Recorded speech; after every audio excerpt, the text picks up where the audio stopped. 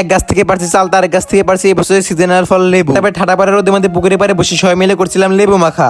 উফ, একবার অস্থির ছিল। কিন্তু শেষে গিয়ে পানির মধ্যে সাপটাকে দেখে আমি অনেকটাই ভয় পাইছিলাম। তো অনেকদিন আসি বাড়িতে, কিন্তু আগের মতো সবাই মিলে কিছু একসাথে মাখিয়ে খাওয়া হয় না। আজকে চিন্তা করলাম আমাদের কাছ থেকে বাতাবি লেবু পেরে লেবু মাখা করবো। লেবু তো পেরে আনছিলাম, কিন্তু দেখে আবার চালতা গাছ দেখে লোভ সামলাতে না পেরে একটা লোক এনে পারতে শুরু করে দিয়েছে। অবশ্যই যার গাছ থেকে পরবর্তীতে বলে দিব। এই যে লেবু চালতা পারা হয়ে গেছে, এখন আমাদের কাঁচা মরিচ লাগবে। একবার টাটকা টাটকা মরিচ তোলার জন্য খেতে চলে আসলাম। গাছে একদমই মরিচ নাই, তাও অনেকক্ষণ খোঁজাখুঁজি করে এগুলো পাইছি। তারপর আমরা চলে আসলাম পুকুর পাড়ে নিরিবিলি পরিবেশের মধ্যে একটা মাছায়। তো এখানে আসার পরে মাথায় আসলো আমরা আসলে চালতা গুলো কি জন্য আনছি। আমরা তো করবো শুধু লেবু মাখা। পোলাপানে এত জরা হুদাই চালতা গুলো পেরে আনছে না। সরি পোলাপানে না, আমরাই তো পেরে আনছিলাম। যাই হোক, ভালোই হয়েছে, ফ্রিতে টুপি পেয়ে গেছে। এই টুপি দিয়ে নাচ পড়তে পারবো। সকাল থেকে এত পরিমাণ রোদ ছিল, আমার টাকমাক পরে গরম হয়ে গিয়েছে। কিন্তু এই যে এখন থেকে আবার বৃষ্টি শুরু হয়ে গেছে। এই বৃষ্টি যতই বৃষ্টি ঝড় হয়ে যাক না কেন, আমাদের লেবু মাখা করা কেউ আটকাতে পারবে না। সবাইকে একটা একটা করে কাজ দিয়ে দিয়েছে। আর এদিকে আমি বসে বসে লেবুটা ছুড়াইতেছি। আমরা যেই কয়জন আছি সবাই নিজের মতো নিজে কাজ করতেছি, কোনো দিকে খেয়াল নাই। কিন্তু হঠাৎ আমার চোখ গেছে পানিতে ভেসে যাওয়া এই সাপের দিকে। প্রথমে তো আমি ভাবছিলাম এটা সাপ হবে, কিন্তু পরে যখন পানি থেকে উঠছে তখন বুঝতে পারছি এটা আসলে সাপই না, অন্য কোনো প্রাণী। আপনাদের মধ্যে থেকে কেউ এটার নাম জেনে থাকলে অবশ্যই কমেন্টে বলে যাক। আমাদের লেবু সারানো কমপ্লিট হয়ে গেলে ঝাল তেঁতুল লবণ আলু বেগুন দিয়ে ওখানটা থেকে আগত একটা প্রাণী হাত দিয়ে চটকে চটকে মাখাই নিচ্ছিল। দেখেন আমি কষ্ট করে মাখাইতেছি আর ওরা ওই দিক থেকে গিলতেছে। না পোলাপানে আবেগ না, মানে সরি বিবেক নাই। যাকে মাখানো তো কমপ্লিট হয়ে গেছে, এখন একটু টেস্ট করে দেখি।